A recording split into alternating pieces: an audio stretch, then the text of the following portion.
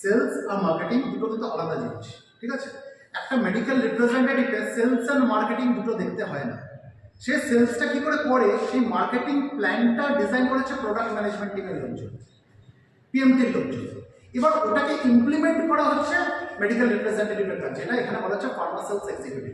এখন medical representative, তাকে আমরা ফার্মা সেলস এক্সিকিউটিভ বলতে পারি, ফিল্ড সেলস অফিসার বলতে পারি, বিভিন্ন নাম তাকে দেওয়া হয়, সেটা আলাদা জিনিস, কিন্তু তার কাজটা এক। এবার এই মেডিকেল রিপ্রেজেন্টেটিভের কাজ সেল করা, অবশ্যই সেল করা, কিন্তু সেলটা কীভাবে? Indirect sale. আমি কিন্তু ডাইরেক্ট সেল করছি না অন্যান্য সেলস প্রফেশনের মধ্যে। আমি কি করছি? আমি ডক্টরকে কনভিন্স করছি আমার ব্র্যান্ড নিয়ে, why my brand is superior than the other competitor brand. এবার সেখানে আমি যদি ডক্টরকে কনভিন্স করাতে পারি যে ওখানে এই টেকনোলজিটা নেই যেটা আমার রয়েছে, বা ওখানে এই দামটা অনেকটা বেশি, সেই একই কাজ করে আমার ব্র্যান্ডের দামটা কম, একই রোগে হয়তো এ নামক কোনো একটা এপিআইও কাজ করে, বি নামক কোনো একটা এপিআইও কাজ করে, একই রোগে, কিন্তু ডাক্তারবাবু এ নামক এপিআই দিচ্ছে, আমার কাছে বি নামক এপিআইটা রয়েছে, তাহলে আমার যে ব্র্যান্ড সেটা কেন বেটার এ নামক এপিআই এর থেকে? সেখানে আমি ভায়াবিলিটি একটা বলতে পারি। হয়তো ওটা আমি টপিক্যালি যদি ব্যবহার করি, হয়তো দিনে আমি 3 বার লাগাতে হচ্ছে, আমারটা হয়তো দিনে 1 বার লাগালে সেই একই কাজ হচ্ছে। তো there are multiple ways how we can convince the doctors. এবার এই যে স্ট্র্যাটেজি, আমি কিভাবে কনভিন্স করবো, কি কমিউনিকেট করবো, আমার স্ট্র্যাটেজি কি হবে, that has been design by the product management team. এবার মেডিকেল রিপ্রেজেন্টেটিভকে কি করতে হচ্ছে? সেটাকে ইমপ্লিমেন্ট করতে হচ্ছে। তাহলে মার্কেটিংটা থেকে আসছে পিএমটি থেকে, আর সেলসটা কে করছে? Medical representative. এবার এখানে একটা ফ্যালাসি রয়েছে যে মেডিকেল রিপ্রেজেন্টেটিভকে কি সেল করতে হচ্ছে, তাহলে সেল না করলে কি, সেল না করতে পারলে ওটা মেডিকেল রিপ্রেজেন্টেটিভেরই দোষ। এখানে একটা জিনিস, ধরো আমি একটা মেডিকেল রিপ্রেজেন্টেটিভ, আমার বাস্কেটে ম্যালেরিয়ার প্রোডাক্ট রয়েছে, ঠিক আছে? আমাকে যে টেরিটরিটা অ্যাসাইন করা হচ্ছে সেখানে ম্যালেরিয়া হলো না, ঠিক আছে? তাহলে কি আমার ওষুধটা ডক্টর লিখতে পারবেন? পারবেন না। ডক্টর যদি লিখতে না পারে তাহলে ওষুধটা বিক্রি হবে? হবে না। তাহলে 10 টাকা সেল হলো না, 10 টাকা আমার দোষ? আমার দোষ না, পরিস্থিতির দোষ। এই কারণে মেডিকেল রিপ্রেজেন্টেটিভের যে জিনিসটা করতে হয় অ্যাকচুয়ালি, সেটা হচ্ছে ওকে কিছু অ্যাসাইনমেন্টস দেওয়া হয়, 1 2 3 4 এরকম কিছু অ্যাসাইনমেন্টস দেওয়া হয়। কি অ্যাসাইনমেন্ট দেওয়া হয়? তুমি দিনে 10টা করে ডাক্তার দেখবে, ভিজিট করবে, তুমি দিনে 5টা করে কেমিস্ট দেখবে। আমি ফিগারগুলো আর্বিট্রারি বলছি, এটা ডিপেন্ড করে ডিপেন্ডিং অন দ্য স্পেশালিটি, তার কী ধরনের ব্র্যান্ড রয়েছে, কোন ধরনের ডাক্তার ভিজিট করছে, সেটা 10টা হবে না 12টা হবে, সেটা অন্য জিনিস। আমি একটা আর্বিট্রারি নাম্বার নিয়ে বলছি।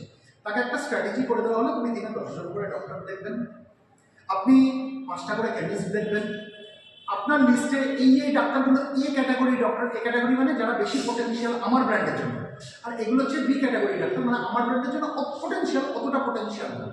এই যে ডিসিশনটা নেওয়া হয় যে কে পোটেনশিয়াল বেশি আর কে পোটেনশিয়াল কম, এটা কিন্তু ডক্টরের কোয়ালিফিকেশনের ওপর ডিপেন্ড করে না। কিসের ওপর ডিপেন্ড করে? আমার ব্র্যান্ড লেখার ক্ষমতা কোন ডাক্তারের বেশি। হতে পারেন তিনি এমবিবিএস, তিনি এমডি না, কিন্তু আমার যে ধরনের প্রোডাক্ট রয়েছে সেটা উনি বেশি লিখবেন, একজন কার্ডিওলজিস্ট কিন্তু লিখতে পারবেন না। এমডিডিএম কার্ডিওলজিস্ট কিন্তু ওটা লিখতে পারবেন না। আবার আমার যদি কার্ডিও ডায়াবেটিক প্রোডাক্ট থাকে, তাহলে ডায়াবেটোলজিস্ট কার্ডিওলজিস্ট আমার এ ক্লাস অফ ডক্টরস হবে, তাই তো? আবার এমবিবিএস আমার বি ক্লাসে যাবে। আর আমার যদি জেনারেল প্রোডাক্ট থাকে, মিডু প্রোডাক্ট থাকে, আমার এমবিবিএসটা কোথায় আসবে? ক্যাটাগরি এতে। আর কার্ডিওলজিস্ট ডায়াবেটোলজিস্ট কোথায় যাবে? বিতে, তাই তো? তাহলে এই যে জিনিসটা, এটা ডিজাইন করে দেয় কারা? সেলস এবং মার্কেটিং টিমের যারা মাথায় বসে রয়েছে তারা। এটা মেডিকেল রিপ্রেজেন্টেটিভ ডিজাইন করবে না, এবার তার ম্যানেজার থেকে ডিজাইন করে দেবে। মেডিকেল রিপ্রেজেন্টেটিভের কাছ থেকে তাকে যেগুলো বলা হলো, এই এ ক্যাটাগরির ডাক্তারকে আপনি মাসে 2 বার করে দেখবেন, বি ক্যাটাগরির ডাক্তারের কাছে আপনাকে দিনে মাসে একবার করে অ্যাটলিস্ট পৌঁছাতেই হবে, আপনাকে দিনে 10টা ডাক্তারকে ভিজিট করতেই হবে, আপনাকে দিনে 5টা করে রিটেলার ভিজিট করতেই হবে, কেমিস্ট ভিজিট করতেই হবে। এই কাজগুলো সে যদি ঠিকঠাক করে, তাহলে যদি সেল না হয় মেডিকেল রিপ্রেজেন্টেটিভের, কিন্তু সেটা দোষ না। কিন্তু এখানে যদি কোথাও সে একটা ভুল করে, না আমি 5টা ডাক্তার দেখেই বাড়ি চলে আসছি, আমার ওষুধের দোকানে যেতে ইচ্ছা করছে না, তাহলে কিন্তু সেটা ডাইরেক্টলি প্রপোর্শনাল এরকম করে দেওয়া হয় যে ওই কারণেই সেলটা হয়নি। এবার এটা তো গেল কাজ, এর পাশে নিজেকে তাকে ডেভেলপ করতে হবে। আমি কাজটা খুব মন দিয়ে করছি, যে জিনিসগুলো বলছে সেটা বলেছি, কিন্তু আমি সাইন্টিফিক্যালি অতটা সাউন্ড না, আমি কমিউনিকেট ঠিকভাবে করতে পারছি না ডক্টরের কাছে গিয়ে। আমি যদি ডক্টরকে গিয়ে বলি, স্যার আশীর্বাদের হাতটা আমার মাথায় রাখবেন স্যার, লিখবে ডাক্তার? লিখবে না। আমি যদি ডক্টরকে গিয়ে বলি, স্যার কোম্পানি থেকে খুব চাপ দিচ্ছে স্যার, একটু লিখে দিন, লিখবে? লিখবে। কিন্তু আমাকে কি বলতে হবে? আমার ব্র্যান্ডের ইউএসপিগুলো তুলে ধরতে হবে, মাই brand is superior than my competitor brands. তাহলে এই প্রত্যেকটা প্যারামিটার যদি ঠিকঠাক থাকে, তাহলে কিন্তু মেডিকেল রিপ্রেজেন্টেটিভের সেলটা হবে, প্রোভাইডেড তার যে পরিস্থিতি যেটা ছিল, যে এই যে বললাম ম্যালেরিয়া, সেখানে ম্যালেরিয়া হয়নি, ম্যালেরিয়ার ওষুধ, তাহলে কিছু করা যাবে না, সেটা ম্যানেজার তখন ডিসাইড করবে যে কোনটা আসল কারণ। এই জন্য ম্যানেজার অফ ফিল্ড ওয়ার্ক আসে, জয়েন্ট ফিল্ড ওয়ার্ক বলা হয়। ঠিক আছে, এটা হচ্ছে সেলসের কাজ। তার মানে সেলটা কিভাবে হচ্ছে, ডাইরেক্ট সেল হচ্ছে না, ইনডাইরেক্ট সেল হচ্ছে। এখানে কিন্তু ডাইরেক্ট সে একদম যে কনজিউম করছে পেশেন্ট, তার কাছে মেডিকেল রিপ্রেজেন্টেটিভ পৌঁছাচ্ছে না। মেডিকেল রিপ্রেজেন্টেটিভ কার কাছে পৌঁছাচ্ছে, একটা মাধ্যমের কাছে, সেই মাধ্যমটাকে ডাক্তার বা ফার্মাসিস্ট।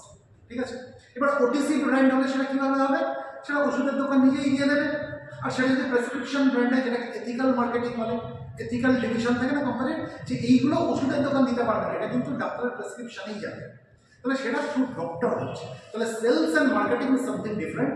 সেলের পার্টটা দেখা হচ্ছে sales team, representative, area manager, regional manager, zonal manager, যেমন করে দিকে ওঠে।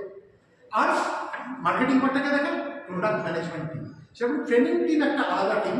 ঠিক আছে, লার্নিং অ্যান্ড ডেভেলপমেন্ট, এরা কি করে, এরা এই দুটোকে এক জায়গায় করে আনে, এদের মধ্যে একটা ব্রিজ তৈরি করে, যাতে ছেলেরাও শেখে, আর মার্কেটিং টিম যে স্ট্র্যাটেজিটা দিচ্ছে সেটা কীভাবে ঠিকভাবে তারা ইমপ্লিমেন্ট করতে পারে সেটা বুঝাতে পারলাম। তাহলে এই তিনটে জিনিস, sales, marketing, training. Clear? Okay, thank you sir.